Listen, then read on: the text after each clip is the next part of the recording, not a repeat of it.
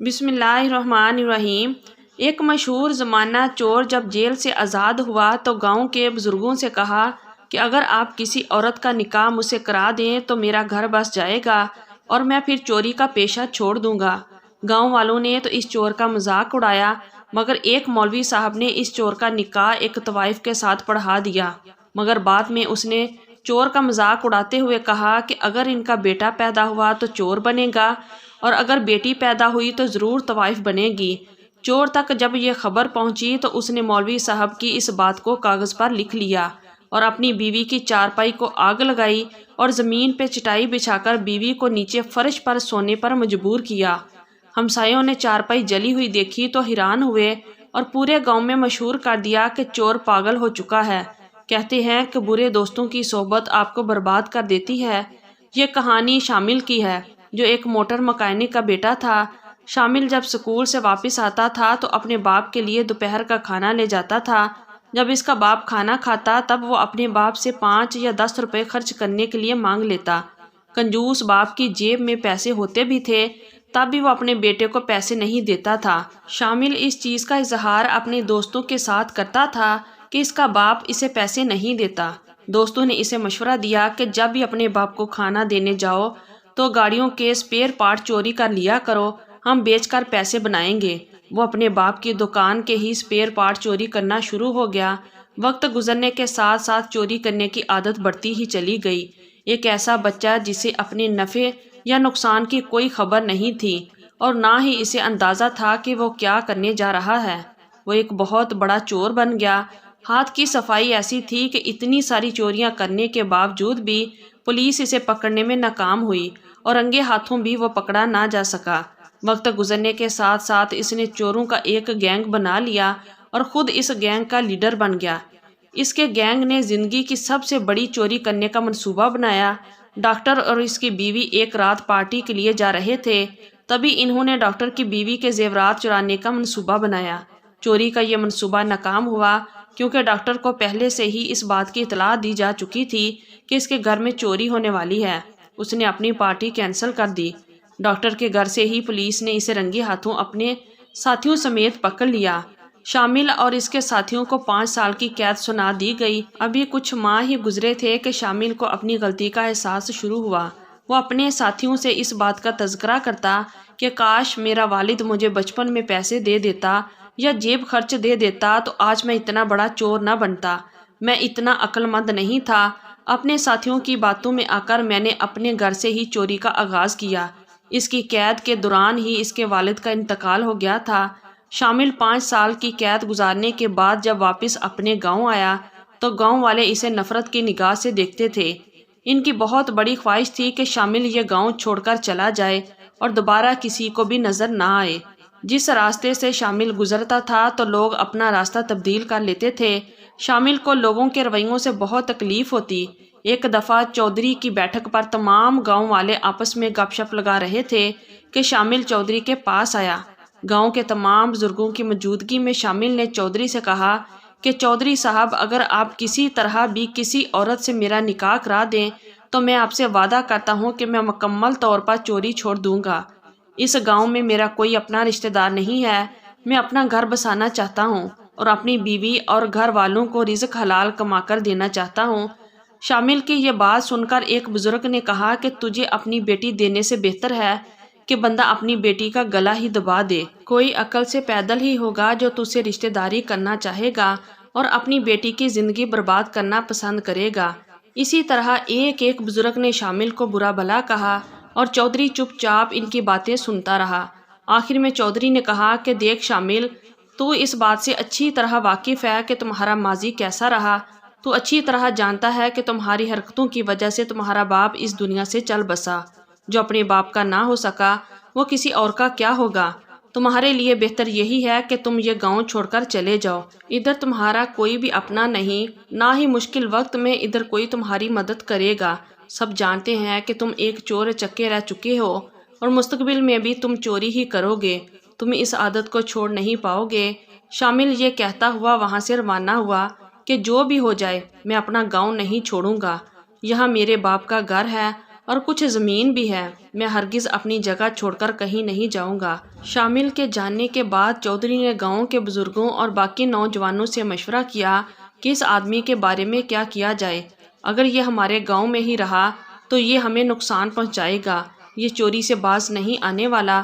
گاؤں کے مولوی صاحب نے چودھری سے کہا کہ چودھری صاحب، اگر آپ برا نہ مانیں تو میرے پاس ایک تجویز ہے۔ میں گاؤں والوں کا کبھی بھی نقصان نہیں چاہوں گا، اس لیے آپ کو ایک اچھا سا مشورہ دینا چاہتا ہوں۔ چودھری کے پوچھنے پر مولوی صاحب نے اسے بتایا کہ اس نوجوان کی پہلی شرط پر غور کریں، وہ شادی کر کے اپنا گھر بسانا چاہتا ہے۔ اگر اس کی شادی کرا دی جائے تو امید ہے کہ یہ چوری سے باز آ جائے گا۔ چودھری نے مولوی صاحب سے کہا کہ مولوی صاحب آپ بھی کمال کرتے ہیں، مسئلہ یہ ہے کہ اس چور سے کون شادی کرے گا، کوئی بھی اس سے رشتہ داری نہیں کرنا چاہے گا۔ مولوی صاحب نے کہا کہ اس بات کی آپ فکر بالکل نہ کریں، میں ایک طوائف کو جانتا ہوں جو بیکار ہے، جگہ جگہ ناچتی ہے، اس کا اس دنیا میں اپنا کوئی بھی نہیں ہے۔ اس کی ماں نے مرتے وقت یہی وصیت کی تھی اور مجھ سے کہا تھا کہ مولوی صاحب میری بیٹی کا خیال رکھنا، اگر ممکن ہو سکے تو کوئی بندہ ڈھونڈ کے اس کی شادی کر دینا۔ اب میں اس لڑکی کی حفاظت تو نہیں کر سکتا تھا، نہ ہی میں اس کا خیال رکھ سکتا تھا، وہ ایک طوائف ہے، جگہ جگہ ناچنے والی لڑکی، اور میں ٹھہرا مسجد کا امام۔ اپنی بدنامی کے ڈر سے میں نے کبھی بھی اس لڑکی کا سامنا تک نہ کیا اور نہ ہی اس کی شادی کے بارے میں کبھی سوچا، لیکن اب اگر آپ مجھے اجازت دیں تو میں اس طوائف کا نکاح شامل کے ساتھ کروا سکتا ہوں، اس چور کا گھر بھی بس جائے گا اور گاؤں والے بھی سکون سے رہیں گے۔ چودھری صاحب نے جب یہ سنا تو کہا، مولوی صاحب آپ کا آئیڈیا تو بہترین ہے، لیکن کیا وہ طوائف اس چور سے نکاح کرنے کے لیے راضی ہو جائے گی؟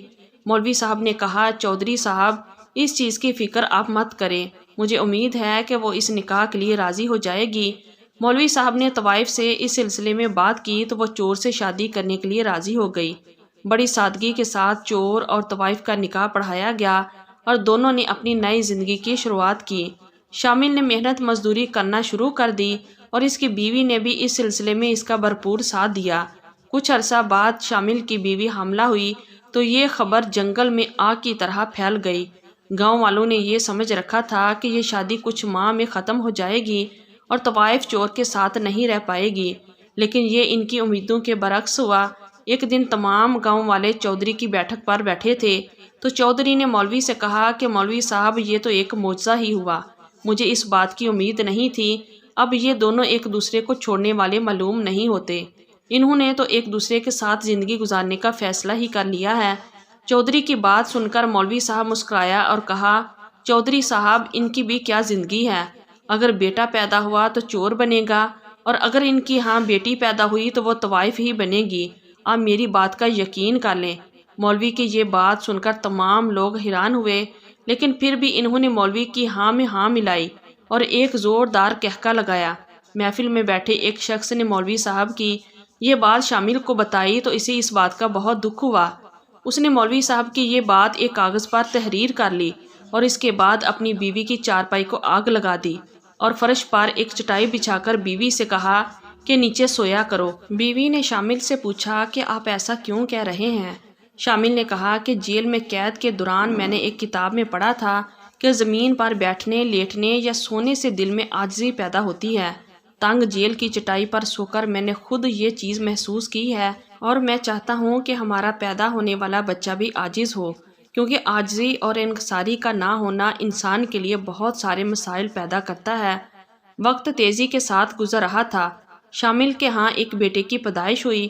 اس نے اپنے بیٹے کو ایک اچھے سے اسکول میں داخل کروایا اور اس کی بہت اچھی تربیت کی، مگر ایک مسئلہ تھا کہ اسکول کے بچے شامل کے بیٹے کو بہت تنگ کرتے تھے اور اسے چور کا بیٹا، طوائف کا بیٹا کہہ کر پکارتے تھے۔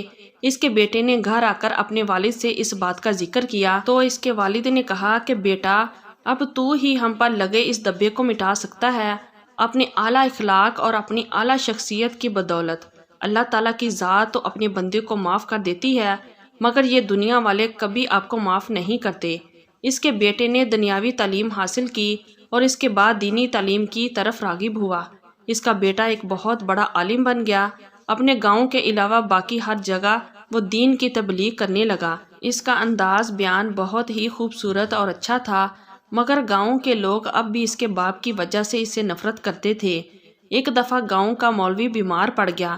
مولوی صاحب نے گاؤں کے لوگوں کے ہاتھ یہ پیغام بھجوایا کہ چور کے بیٹے کو مولوی صاحب نے یاد کیا ہے۔ لوگ حیران ہوئے اور مولوی صاحب سے پوچھا کہ آپ چور کے بیٹے کو کیوں بلا رہے ہیں؟ تو اس نے کہا کہ آج آپ لوگوں کی امامت وہی کرے گا۔ میں غلط تھا اور وہ نوجوان تمہارے لیے بہتر ہے۔ میں سمجھتا ہوں کہ دینی معاملات میں وہ مجھ سے زیادہ علم رکھتا ہے۔ میری سوچ شامل کے بارے میں غلط تھی۔ لازمی نہیں کہ ایک چور کا بیٹا چور ہی پیدا ہو اور ایک طوائف کی بیٹی طوائف بنے۔ مجھے اس وقت اپنے کیے کی سزا بھگتنی پڑی جب میرے بیٹے کو بدکاری کے الزام میں پولیس پکڑ کر لے گئی اور اس کا جرم ثابت بھی ہو چکا ہے۔ ایک مجرم کے گھر ایک فرشتہ سیرت انسان بھی پیدا ہو سکتا ہے۔ بس ضرورت اس امر کی ہے کہ بندہ اللہ تعالیٰ کی طرف مائل ہو کر اپنے تمام گناہوں سے توبہ کر لے۔ بے شک اللہ تعالیٰ اپنے بندوں کو معاف کرنے والا ہے۔ تو یہ تھی ہماری آج کی سٹوری۔ اگر آپ لوگوں کو اچھی لگی ہے تو پلیز ویڈیو کو لائک کیجئے اور ہمارے چینل کو بھی سبسکرائب کیجئے اور کمنٹ باکس میں اپنی رائے کا اظہار ضرور کیجئے۔ شکریہ۔ اللہ حافظ۔